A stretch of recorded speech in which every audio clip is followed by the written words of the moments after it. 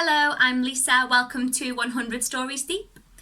This is my final story for 100 Stories Deep, and for my final story I have chosen The Queen Bee, and that's a Brothers Grimm tale. So it's from this book, The Complete Brothers Grimm. I chose this story because it got me thinking about the importance of kindness or being smart and other qualities and virtues, and how much emphasis we put on being smart. I got thinking about this especially because there've been exam results and things coming out recently, and so I chose this story because I think this emphasises some other things. So enjoy The Queen Bee. Two kings' sons once went out in search of adventures and fell into a wild, disorderly way of living, so that they never came home again. The youngest, who was called Simpleton, set out to seek his brothers, but when at length he found them, they mocked him for thinking that he could get through the world with his simplicity, when they could both not make their way, and yet were so much cleverer. They all three travelled away together, and came to an ant-hill. The two eldest wanted to destroy it, to see the little ants creeping about in their terror and carrying their eggs away. But Simpleton said, "Leave the creatures in peace. I will not allow you to disturb them."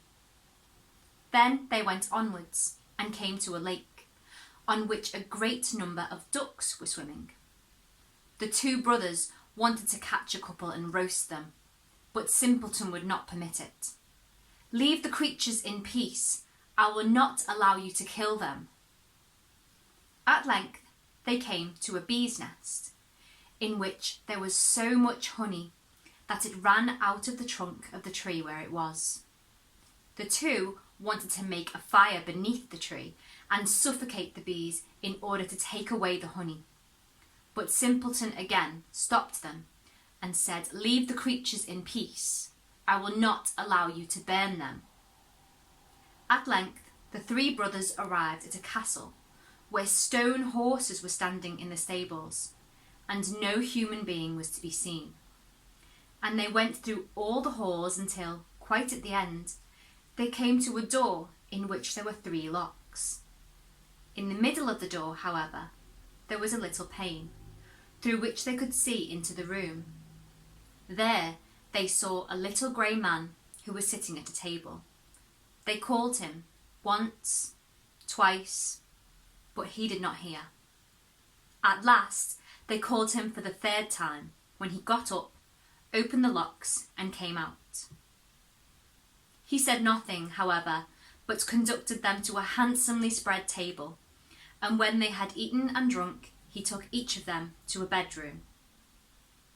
Next morning the little grey man came to the eldest, beckoned him, and conducted him to a stone table, on which there were inscribed 3 tasks, that when performed could deliver the castle from enchantment.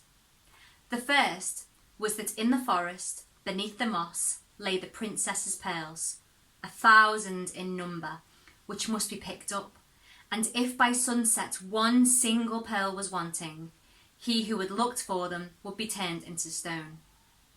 The eldest went there and sought the whole day, but when it came to an end, he had only found 100, and what was written on the table came to pass, and he was changed into stone. Next day, the second brother undertook the adventure. It did not, however, fare much better with him than with the eldest. He did not find more than 200 pearls, and was changed to stone. At last the turn came to Simpleton also, who sought in the moss. It was, however, so hard to find the pearls, and he got on so slowly, that he seated himself on a stone and wept. And while he was thus sitting, the king of the ants, whose life he had once saved, came with 5,000 ants, and before long the little creatures had got all the pearls together and laid them in a heap. The second task, however, was to fetch out of the lake the key of the king's daughter's bedchamber.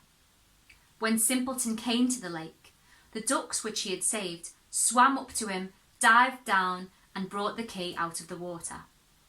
But the third task was the most difficult. From among the 3 sleeping daughters of the king, he was to choose the youngest and dearest. They, however, resembled each other exactly, and were only to be distinguished by their having eaten different sweetmeats before they fell asleep.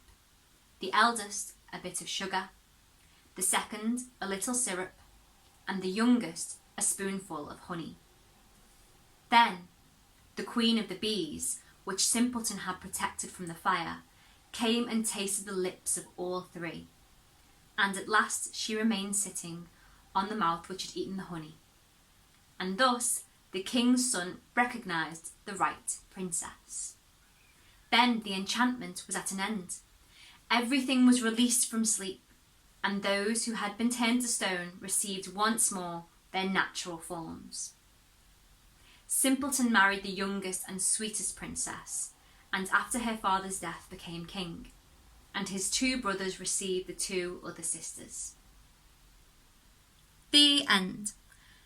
And so I'm really going to hope that those marriages at the end there were completely consensual on both sides. And I'm going to coast right past that, and I'm going to ask you if you can think of an example of a time when something really great has come from an act of kindness. So thank you very much for listening.